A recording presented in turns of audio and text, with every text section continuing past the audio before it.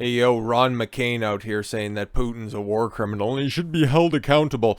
Are there any barriers left for anybody to just fully admit that this is just another old school retread neocon? Like Ron DeSantis has pretty much confirmed himself to be a rhino. Now, normally I'd read through the rest of this stuff, but I kind of got hit with a pretty decent idea. Now, this interview is going to be coming out tomorrow, 6 o'clock my time, but 8 p.m. Eastern. I think that's the way that would work anyways, but that would be the way that it goes. So I wouldn't be able to report on anything like that, or at least put out a decent video until Friday. But then I got the old noggin joke, and I think it might be fun. It might be fun, and I'd very much like your guys' input on this. Maybe for my first stream, we do a watch along with the full interview and we break it down and have a good laugh at DeSanctimonious's expense, because there's going to be quite a few nuggets. I don't want to spoil everything, okay? That could be fun. But we have bigger, more important, more relevant fish to fry. But that's just like, it's so par for the course, right? Okay? Everybody over the past few days, and even myself yesterday, has been tearing apart his just bitched out stance when it came to the coof, and the fact that now he's trying to gaslight everybody. No, actually, Florida was great on the coof. Not saying they weren't, but to say that you were the first and you were doing everything the best to begin with. Listen, in the words of the Diablo developers, don't you guys have phones? Yeah, we all do. And we can go back and we can run it back. Who was greeting Trump on the tarmac, leaning in, wearing a mask in 2020? Who was unabashedly stumping for the jab in March of 2021. I'm just wondering, man. I'm just wondering if you were going to be one of these people that's going to be out there championing how well you governed your state and how you bucked the system. He's the crusher of cans. That's what Ron DeSantis is. He can really hit the easy issues directly out of the park, but everything else, terrible fucking instincts. Because I don't know who this placates to. The same base that we're going to vote Republican straight down ticket regardless. Like who does this woo? Everybody's about done with the Ukraine right now, okay? Like that war is about as popular as a ticket to one of your rallies, because that's another thing that I seem to remember as well. Oh, Ron DeSantis, super popular. He won by 20 points in Florida. Yeah, he had about 20 people show up out to any one of his rallies. So yeah, no, definitely that translates. Big fucking energy that would just be completely and totally diluted once you get it on the national scale. But he's just like Trump without all the baggage. Fucking idiots. Anyways, let's talk about the indictment that never was, or maybe it still is. Don't worry, guys, we have all the documents except for the ones that we need to look for and shit that would actually prove that there still is no story here at all whatsoever. Chaos at the courts as Trump's grand jury hearing is canceled. Bragg now concerned about indictments as ADAs are shaking their heads. Yeah, nobody's buying your story. You're not looking at any of the evidence that Trump's side brought, and the grand jury's just not buying any of it. Yo, man, you bring everything that you possibly can. You have the Trump name in Manhattan, for Christ's sakes, and you can't get an indictment on your lack of evidence? Bruh, that's just the most colossal L you can possibly hold. Manhattan grand jury hearing evidence against former President Donald Trump and the Stormy Daniels hush money. It's a fucking NDA, you idiots. Why has nobody pointed that out yet, at least in the media? Didn't reconvene Wednesday as scheduled, court officials told the Post. So yeah, yesterday we heard that it was probably going to get pushed off if he's going to get indicted until next week. And now it's just going to be a long old time. The afternoon session was unexpectedly canceled by Manhattan District Attorney Alvin Bragg.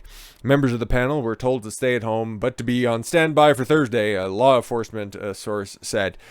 Yeah, I don't really think so at this point. It's almost like they realized this was a terrible fucking idea and had a second thought about it. It's like, oh, right. Yeah, they're going to... It's so weird about this adversarial process when it comes to the courts. Their side gets to bring evidence as well. Fuck, we didn't really think that far ahead. We just thought that everybody thought that Orange Man was really bad and we need to lock him up. But when push comes to shove and the courts ultimately still sort of function at the end of the day, yeah, we really can't make a mountain out of this molehill. The witness is believed to be... The move, which forecasts a potentially unprecedented indictment to the 45th and hopefully 47th president in connection with the payment of $130,000 to Stormy Daniels. came because an unidentified witness was unable to appear, sources said. We've actually got some more information on all of this stuff as well, but I digress for the time being. The witness is believed to be someone who will rebut Monday's testimony from a lawyer and Trump ally Robert Costello, sources said. Grand jury was put on standby because it was unclear whether the witness would be available Thursday, the source said. Oh, interesting. But court workers began making preparations late Wednesday afternoon for the testimony to take place Thursday, a source said. Yeah, everybody's at home at time of recording. It's, about 7:30 Eastern. So yeah, nothing's going to be happening today for sure. Wednesday's turn of events came as a source with ties to the Manhattan District's Attorney's Office told the Post that DA Alvin Bragg was concerned following Costello's testimony. He's like, it puts him up on the stand. Oh, we got him this time. And then at the end of the testimony, that's all we got. That's all we got. Fuck. The last thing he wants is for your grand jury to vote against him. Yeah, to kill your case directly in the crib. Normally, I thought Democrats were just all for that sort of behavior, but hey, man, not when this was an issue that he campaigned on. Hey, I'm going to prosecute Trump. Looks like there's one Democrat that's following through on his campaign promises. He wants a no doubt about it case. Well, you're not going to get it here, stupid. He is pressuring the Trump obsessed to step up and prove the case. Yeah, exactly. Hey, guys, Orange Man bad, right? Lead the slow clap that never goes anywhere. A source inside Bragg's office also said a substantial number of assistant district attorneys were shaking their heads over Bragg's decision to pursue Trump. Yo, that's big sad on that one. This is in Manhattan, right? You can't let that slip. Liberal ass New York City, after all, and they can't even get this fucking case to stick. Yo, man, that sucks.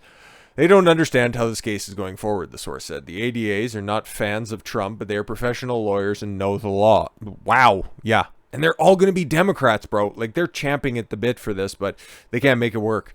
Fox News also reported major dissension within Bragg's office, and one source saying the weakness of the evidence against Trump is posing problems for prosecutors. And especially, yeah, when there's I've seen something. Now, it's being reported by some tabloid agencies that I don't really want to use or really find all that credible. Somewhere in the neighborhood of a few hundred pieces of exculpatory evidence that Bragg's office just has blinders on, and if they can't see it, it doesn't exist, but that doesn't mean that it's any less relevant. But here's another thing as well. Another reason that they're probably shaken on this one. Letter from Michael Cohen claiming Donald Trump did not reimburse him for hush money paid to Stormy Daniels appears to fly in the face of the star witness grand jury testimony. Yeah, because guess what? You base this case on a proven, verifiable fucking liar. And guess what? The liar lied. Big shock. Wow, I'm surprised. Very surprised. Michael Cohen claimed he was not reimbursed by Donald Trump or his organization for hush money payments to Stormy Daniels. I don't want to say it, and I don't really want to get pushed by YouTube at this point in time. But, hey, man, you know what Stormy does. Everybody. Dun-dun-dun. In a 2018 letter to federal authorities contradicting his recent grand jury testimony. Oh, that was some of that evidence where they looked at it and went, fuck. Got to take this back to the drawing board. Bombshell development, exclusively obtained by the Daily Mail, could throw a wrench into the works of prosecutors pursuing criminal charges against Trump over the payments. What was this, on Monday or Saturday or something like that? Whenever we first talked about this, I pointed out, it's like, wow, they're basing this entire case on the word of somebody who has lied to literally everybody. This is going to end poorly, and guess where we're at? It's Don Stradamus once again. Cohen, Trump's former lawyer and the star witness in the case, over which Trump reportedly faces imminent arrest. Yeah, reportedly any day now, the walls are closing in. Maybe next week. They would be retarded to do this, especially with all of this bad press when it comes to this. But I still wouldn't put it past them. I still think it's a better than not chance that he ultimately gets indicted, though. So anyways, this is just forever just going to be one of those trolling campaigns, just somebody sitting out on the edge of the dock, just continuously casting and slow rolling the reel and then just killing time on this one, just pushing it back and wasting everybody's time for good reason. Yeah, we know all the backstory right there, and motherfucker, yeah, led to felony perjury charges. Why the fuck would you believe him? Why? So, okay, this is addressed to whom Mr. Jordan, writing on behalf of my client, Michael D. Cohen, in response to the letter dated January 30th, 2018. Specifically, this letter responds to the complaint, okay, blah, blah, blah, all that stuff, in a private transaction in 2016 before the U.S. presidential campaign. Mr. Cohen used his own personal funds to facilitate a payment of $130,000 to Ms. Stephanie Clifford, real name of Stormy. Hate to shatter any illusions. Neither the Trump Organization nor the Trump Campaign Party was a party to the transaction with Ms. Clifford, and neither reimbursed Mr. Cohen for the payment directly or indirectly. Oh, shit. Well, oh no, that's especially damning considering it comes from the counsel for Michael Cohen. Huh, weird. Cohen claims that Trump reimbursed him with personal funds and later pleaded guilty to violating federal campaign finance law over the hush money. Yep. After canceling today's session, the grand jury was asked to return at noon Thursday, and the prosecutor may present one more witness, and that might very well be Michael fucking Cohen, this asshole. The letter appears to be a direct conflict with Cohen's sworn testimony to Congress given a year later. I'm sure he'll have a way to try to weasel his way out of that one. Cohen said under oath that Trump asked me to pay off an adult film star with whom he had an affair.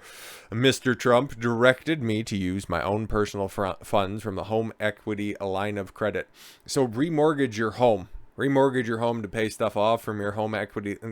No, Trump's a real estate guy. Trump's a very successful real estate guy. He would know better than using that. Bro, there's a paper trail to that. You could go ahead and easily confirm that. And it's like, just stop it. Fucking Christ. But in a February 8th, 2018 letter, yes, that we read a little bit of, and yes, Cohen was never, ever compensated for that money. So I guess, I don't know, maybe his fee to be with Daniels was $130. Oh well. A private transaction in 2016 before, yes, the presidential election, $130,000. Stephanie Clifford, Cohen's lawyer who worked at McDermott, Will, and Emery, wrote, neither the Trump Organization nor the Trump campaign was party to the transaction with Miss Clifford. Oh, okay. And neither reimbursed Mr. Cohen for the payment directly or indirectly, contrary to the allegations in the complaint, which are entirely speculative. Neither Mr. Cohen nor Essentials Consultants, LLC, made any in-kind contribution to the Donald J. Trump for President Incorporated or any other presidential campaign committee. Ta-fucking-da. So this must have come to light, and this must have been fairly important for Bragg to reassess his life at this point in time. Yo, why is this old bag using MySpace angles? It's not going to help you any. He's already down bad because her counsel stole $300,000 from her. You guys, what happens? Like, she's Generation 1 OnlyFans chick, and, well, fast money comes with slow problems in the form of terrible business decision-making. Oh, well, hopefully she can still feature somewhere. I'm sure she'll probably be at, I don't know, fucking Booby Trap this weekend or some shit like that. But, like I said, and kind of alluded to this before, we can go ahead and actually, zoom in just a little bit on this guy because new layout and haven't used Newsweek yet. So now we can all see a little bit better, and my blind ass can actually read some of this stuff. But Trump's lawyer given midnight deadline over bombshell evidence. That actually doesn't refer to the New York stuff. This has to do with, and here's also what could be happening as well. Okay, this is strap on the tinfoil hat for a second. Using the New York, all of that, all the smoke that's going on up there, using it as kind of a obfuscation tactic to something that might have a little bit more teeth. I still don't really think that there's anything there other than a couple of technicalities. But this refers to the Mar-A-Lago investigation. Funny how that decides to pop up now all of a sudden. But now, all of a sudden, yeah, a midnight deadline over bombshell evidence. The fuck are you guys talking about? Trump's legal team was given an almost unheard of deadline to respond to a question in the investigation into classified documents found at the former president's Mar-a-Lago residence.